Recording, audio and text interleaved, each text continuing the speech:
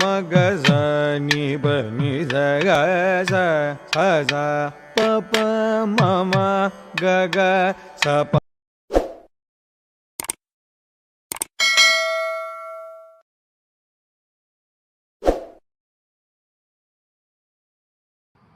ஹரி ஓம். ஜெய் சீதாராம். ராதே கிருஷ்ணா.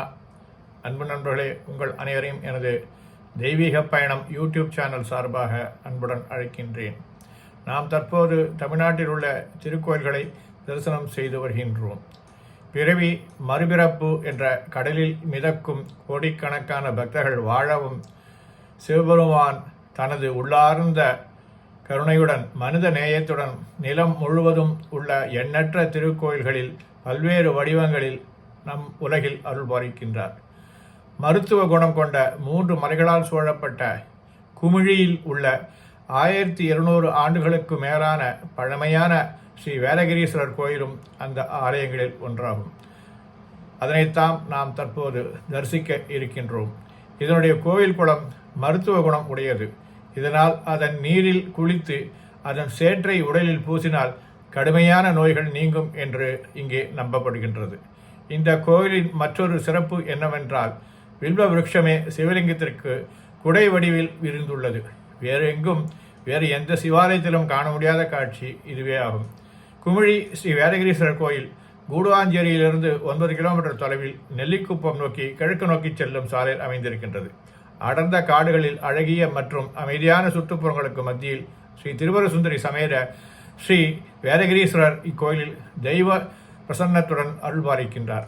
3 மலைகளால் சூழப்பட்டு அடர்ந்த காடுகளுக்கு நடுவே ஸ்ரீ வேதகிரீஸ்வரர் கூடுவாஞ்சேரி குமிழியால் நிரம்பி வழியும் பக்தர்கள் ஏறக்குறைய 900 ஆண்டுகளுக்கு முன்பு பல்லவ வம்சத்தின் ஒரு மன்னரால் குமிழியில் ஸ்ரீ வேதகிரீஸ்வரர் கோயில் கட்டப்பட்டது. அதன் வளாகத்தில் ஒரு சிவலிங்கம் உள்ளது.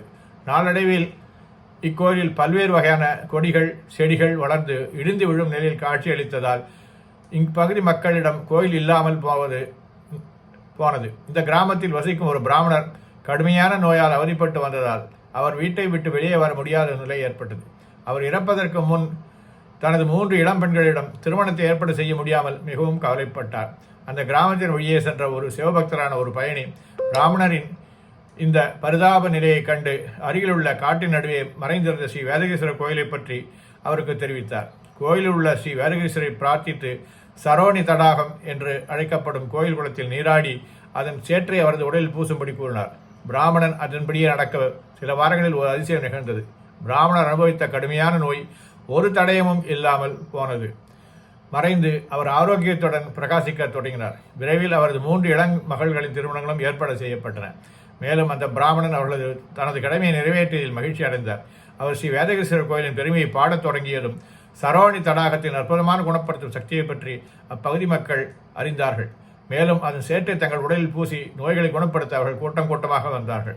சேறு கூட மருந்தாகிறது, தண்ணீர் விருந்தாகிறது, கடுமையான நோய்கள் சூடு தெரியாமல் மறையும். ஸ்ரீ வேதகிரீஸ்வரை வேண்டிக் கொண்டாலே போதும். செடி கொடிகளும் படர்ந்து அடர்ந்த காடுக்குள் தொலைந்து போன ஸ்ரீ வேதகிரீஸ்வரர் ஆலயம் திரு வாசு அவர்களின் கனவில் மீண்டும் கண்டுபிடிக்கப்பட்டது. சிவபெருமானின் அருளால் கணிசமான செலவில் கோயிலை புதுப்பித்து பழுது பார்த்து கோயிலை இழந்த பெருமைக்கு வெற்றிகரமாக மீட்டெடுத்தார். இப்போது குமிழியில் உள்ள ஸ்ரீ வேதகிரீஸ்வரர் கோயில் பார்ப்பதற்கு பிரமிக்க வைக்கிறது. மேலும் அருகிலிருந்தும் தொலைதூரத்திலிருந்தும் பக்தர்கள் அடிக்கடி வந்து செல்கின்றார்கள். சரோனி தடாகம் என்று அழைக்கப்படும் கோயில் குளம் கோடையின் உச்சத்தில் கூட வறண்டு போகாத குளிர்ந்த நீரால் நிரப்பப்படுகிறது. கோயில் குளத்தில் இனிமையான நீர், அடர்ந்த காடுகளின் அழகிய இயற்கை சூழல், தெய்வீக எண்ணங்களால் பக்தர்களின் இதயங்களை நிரப்பும் அமைதியான சூழல், கோயிலை சுற்றி 3 மலைகளின் காட்சி, எப்போதும் வீசும் குளிர்ந்த மருத்துவ காற்று, முடிவில்லா நீர் ஊற்று பக்தர்களின் தாகம் தணிக்கிறது. கருவறையின் சிவலிங்க வடிவில் உள்ள ஸ்ரீ வேதகிரீஸ்வரர் சிலை, அதை ஒட்டி ஸ்ரீ திருவரசுந்தரி கோயில், வில்லுமரம், வன்னிமரம் போன்ற மரங்களின் குளிர்ந்த நிழல். குமிழியின் இக்கோயிலில் சிவபெருமானின் எந்த ஒரு பக்தரும் வாழ்நாளில் ஒரு முறையாவது தவறவிடக்கூடாத ஒரு புனித தலமாகும். செவ்வாய் வெள்ளிக்கிழமைகளில் சிறப்பு பூஜைகளும் மாதத்தின் ஒவ்வொரு பௌர்ணமி தினத்திலும் கிரிவலமும் நடக்கின்றது. கோயிலின் நுழைவாரில் 18 அடி உயர வலம்புரி விநாயகர் சிலை உள்ளது. இவரை சுற்றி 4 புறமும் வலம்புரி, இடம்புரி, நர்த்தன பஞ்சமுக கணபதி சிலைகள் வழிபாடு செய்பவர்கள் வேண்டி நிற்கின்றன. தங்க ஆஞ்சநேயர் பொன்னையுடன் இருப்பது போல் ஸ்ரீதேவி, பூதேவி, சீனிவாச பெருமாள், கருடாழ்வார், தத்தாத்திரேயர், காலபைரவர், நவக்கிரகங்கள், சந்திரன், குரு, சூரியன் என ஒவ்வொருவருக்கும் தனித்தனி சன்னதிகள் இங்கே உள்ளன. ஸ்ரீ லக்ஷ்மி மற்றும் ஸ்ரீ சரஸ்வதி சன்னிகள் தவிர காமாட்சி, மீனாட்சி, விசாலாட்சி மற்றும் மகா காளி ஆகியோருக்கும் தனித்தனி சன்னதிகள் உள்ளன. அத்திமரம், வேப்பமரம் எனப்படும் மரங்களின் நிழலுக்கடியில் பாம்புகள் வாழும் கரையான் மலையை ஒட்டி பாளையத்தம்மன், அஷ்டதுர்க்கை, லட்சுமி கணபதி, சுப்பிரமணியர், வள்ளி தேவயானை ஆகியோருடன் சபரிமலை சாஸ்தா சன்னதிகள் உள்ளன. இக்கோயிலின் தெய்வங்கள் மட்டுமின்றி தேவாரம் பாடிய 4வர், 18 சித்தர்கள், 7 சப்தகன்னிகைகள் என ஒவ்வொருவருக்கும் தனித்தனியாக தனிச்சன்னதிகள் உள்ளன. அத்திமரம், அரசமரம், வேப்பமரம், வில்வமரம், வன்னிமரம் என பல வகையான மரங்கள் இங்கே உள்ளன. அனைத்து பகுதியிலும் பரவி இருக்கின்றன. சூரிய வெப்பம் பக்தர்கள் நடமாடும் பூமியை எட்டாத வண்ணம் இவை குளிர்ச்சியாக காட்சியளிக்கின்றது. அனைத்து பக்தர்களும் பிரார்த்தனை செய்யும் அனைத்து உணவுகளும் இந்த ஒரே கோயிலில் இருப்பது ஒரு தெய்வ அதிசயம். அவர்கள் அனைவரும் ஒரே நேரத்தில் பிரார்த்தனை செய்ய முடியும். மருத்துவம் கொண்ட முருகின் மனம், வனத்தின் குளிர்ந்த காற்று, உல்லாசமாக இருக்கும் மான், மயில், மைனா, குயில், கொக்கு, நாரை என உல்லாசமாக இருக்கும் வனவிலங்குகள் பக்தர்களின் கண்களுக்கு அடிக்கடி தோன்றும். இவை அனைத்தும் உண்மை சாட்சி. இன்று வரை சித்தர்களால் தரிசிக்கப்படும் கோயிலாக இது கருதப்படுகின்றது. திருமண நிச்சயதார்த்தத்தில் ஏற்படும் சிரமங்கள், சூழ்ந்த குழந்தை இல்லாமை போன்ற பிரச்சனைகள் நீங்கவும், மன அமைதி பெறவும், எல்லா முயற்சிகளிலும் வெற்றி பெறவும், கடுமையான நோய் நீங்கவும் குமிழி ஸ்ரீ வேதகிரீஸ்வரர் அனைத்து பக்தர்களுக்கும் அருள்பாலிக்கிறது. வாருங்கள் நண்பர்களே, இந்த திருக்கோயிலை தாங்களும் தரிசனம் செய்து நன்மை பெறுவீர்களாக. நன்றி, வணக்கம். ಶಿವ ಶಿವ ಎನ್ನಿರು ಜಗದವರೆಲ್ಲ ಶಿವ ಶಿವ ಶಿವ ಎನ್ನಿರು ಜಗದವರೆಲ್ಲ ಶಿವ ಶಿವ ಶಿವ ಎನ್ನಿರು ಜಗದವರೆಲ್ಲ ಶಿವ ಶಿವ ಶಿವ ಶಿವ ಶಿವ ಎನ್ನಿರು ಶಿವ ಶಿವ ಶಿವ ಎನ್ನಿರು ಜಗದವರೆಲ್ಲ ಶಿವ ಶಿವ ಶಿವ ಶಿವ ಶಿವ ಎನ್ನಿರೋ ಶಿವ ಶಿವ ಶಿವ ಎನ್ನಿರೋ ಶಿವ ಶಿವ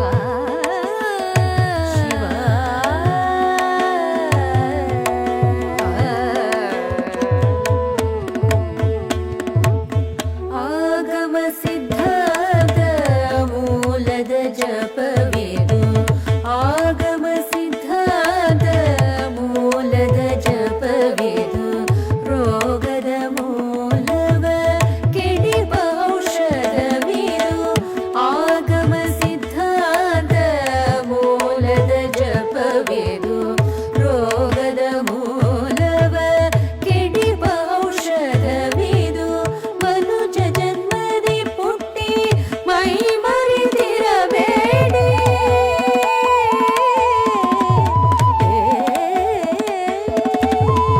ಮನುಜ ಜನ್ಮದಿ ಪುಟ್ಟಿ ಮೈ ಮರೆತಿರಬೇಡಿ ತನು ಮನ ಪ್ರಾಣವ ವ್ಯರ್ಥವ ಮಾಡದೆ ತನು ಮನ ಪ್ರಾಣವ ವ್ಯರ್ಥವ இத்திருக்கோயில் தரிசனம் செய்த உங்கள் ஆன்மீக நண்பர்கள் அனைவருக்கும் எனது நன்றி. மீண்டும் ஒரு புதிய தரிசனத்தில் தங்களை காண விழைகின்றேன்.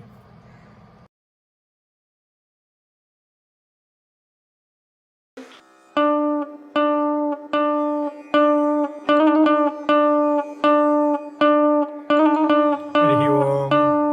ராதே கிருஷ்ணா. ஜெய் சீதாராம்.